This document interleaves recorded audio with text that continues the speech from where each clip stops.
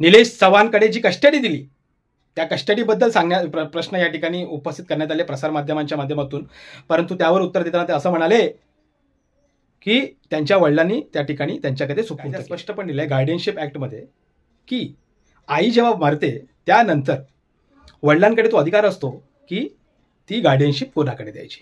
परंतु जर त्यांच्याकडे तो अधिकार होता स्वइच्छेने हे गार्डियनशिपचं देण्याचं, तर मग त्यांनी हे का टाळलं? त्यांनी वैष्णवीच्या कुटुंबाला त्या ठिकाणी गार्डियनशिपचा अधिकार का दिला नाही? त्या ह्या सर्व प्रश्नाचे उत्तर मला असं वाटतं की ॲडव्होकेट दुशिंग यांनी कोर्टामध्ये दिली पाहिजे.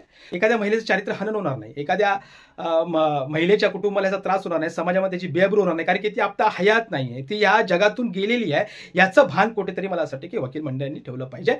कारण की फक्त जर पैसे घेऊन जर या ठिकाणी केस लढायचे असतील, लढल्या पाहिजे, तो त्यांचा संपूर्णपणे अधिकार आहे. परंतु एवढ्या आविर्भावाने एखादा क्लायंट आपल्याला जास्त पैसे देतो म्हणून त्याची जास्त प्रखरतेने बाजू मांडायची, हे कुठेतरी मला असं वाटतं की चुकीचं. आणि